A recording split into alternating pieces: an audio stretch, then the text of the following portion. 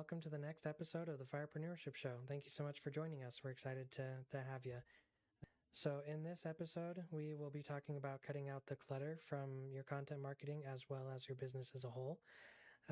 So, to start off, Dana will talk about something that he's talked about in the past about offering multiple services that didn't end up working out in the end. And so he will discuss how he came to the conclusion that he needed to cut that clutter and focus on what was really important for his customers. Another thing we will be talking about is utilizing data to come to these kinds of conclusions and know what it is that we can cut out, and also talk about the importance of packing what you offer with value, packing your content with value, and also the products and services that you offer, making it a no-brainer to buy, and they will sell themselves. So let's go ahead and get started. Ready? Aim, fire. Okay, as we were talking about in the introduction, Dad, if you'll go over again your story of offering different services in the beginning with like a Turf Plus a whole lot more, and how you came to your conclusion that you needed to cut the clutter and focus on fertilizer and weed control for the lawn and insect protection for the house. Yeah, like I said before, we started it and we called it Turf Plus a whole lot more, thinking that we would give a lot of services and therefore make a lot of money. But as we went along, we found that some of the services made more money than others. And some of them, we barely broke even. So as we got our feedback, we knew where the money was, what people were buying, what they weren't buying. We cut down those services, cut off those services that weren't making the money, and we spent our time and resources in those services that were our bread and butter. And that way we were able to increase our revenues and our income because we were able to deliver those services at a lower cost than we were the services that we weren't able to make money. We didn't get a lot of revenues, and we weren't able to keep the cost down so that we would make a good profit on those. So as time went on, we changed from the shotgun approach to a much more precise approach, really focusing on the lawn care and also the bug barricade. Both of those were giving us good revenue and good bottom lines. And so we really focused on those and started making some good money.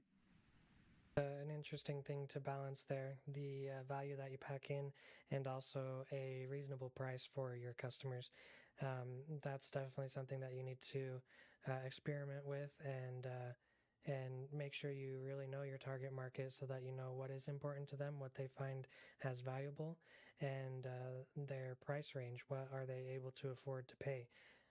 And I also really like that concept of using the shotgun approach or casting a wide net. Offer what you think through educated hypothesizing, what you think would be viable for your customer base. And as time goes on, the evidence, the data will show you what is working, what isn't working.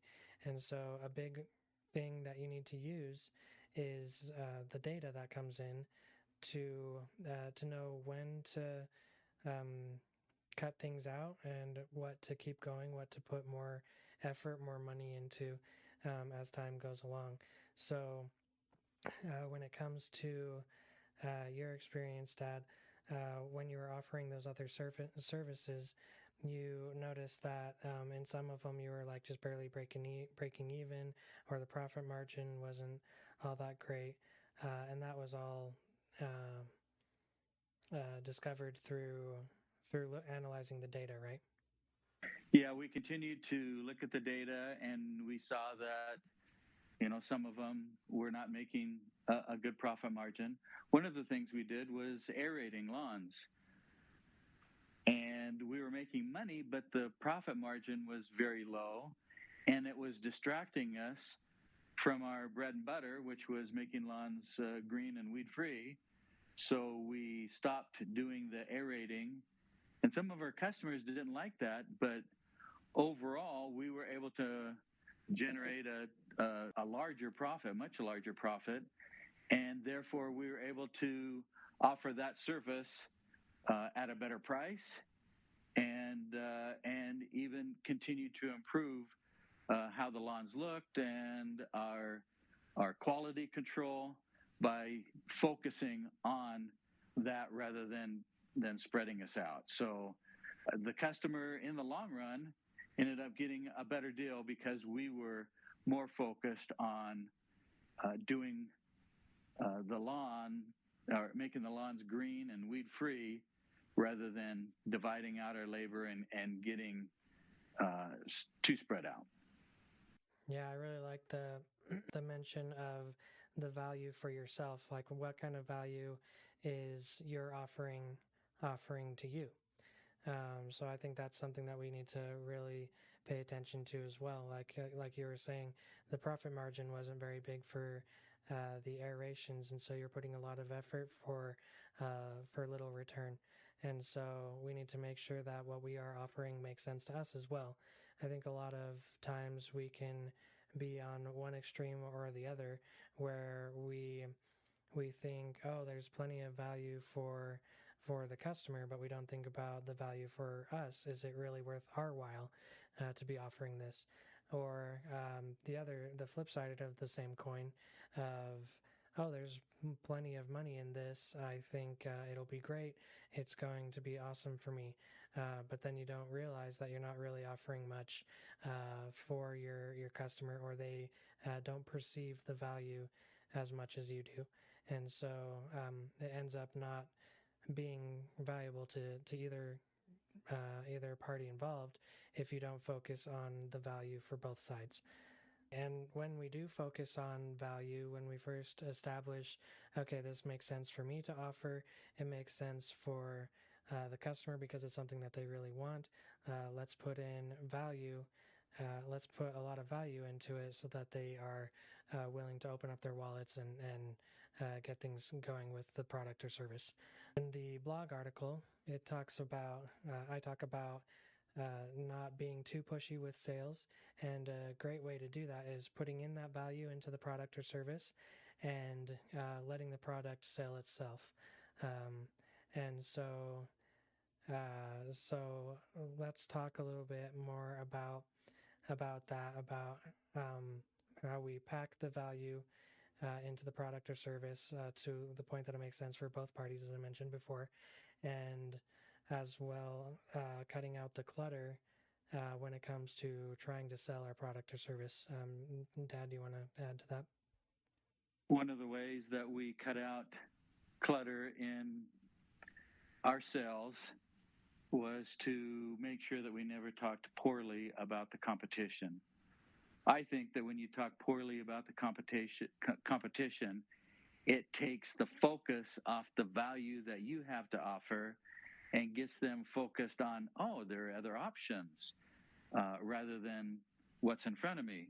But when you focus just on the value that you have to offer and help them feel the way that you want them to feel for them and for their family, the experience that you want them to have, they can switch right into impulse mode and feel like, okay, this is for me, done. I don't even think about looking around. They're ready. They feel like you have what they're looking for. And so they'll buy a lot of times. It really will cut down on the analysis paralysis and the distractions that can get in the way of them seeing what you truly have to offer for them, all the value that you have to offer. Yeah, exactly. You're able to cut out the analysis there like, oh, there's like if you bring up competition, like, oh, well, they don't do this, and but we do, blah blah blah. Then your customer will be like, oh yeah, there's competition. I need to do my research. So you're just really prolonging that process of them deciding to make a purchase. And so yeah, like you were saying, Dad, of provoking that impulse buy is a great strategy.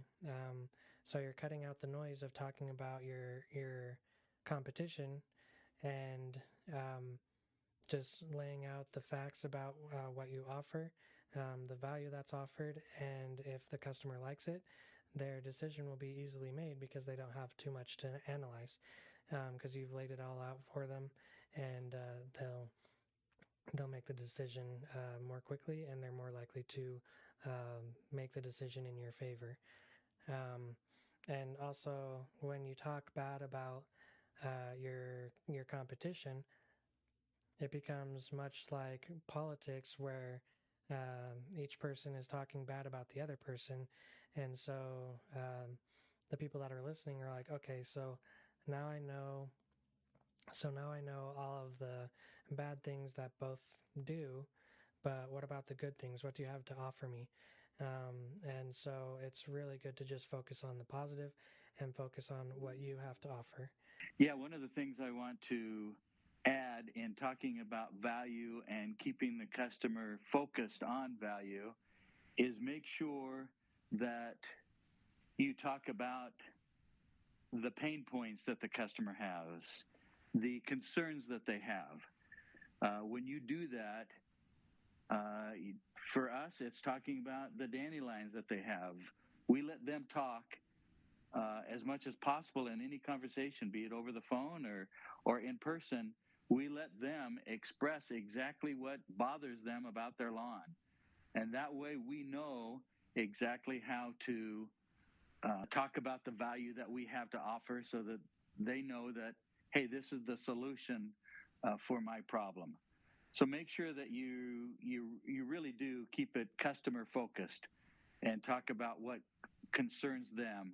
As you do that, then the value is utmost in their mind, and they're ready to make a decision on.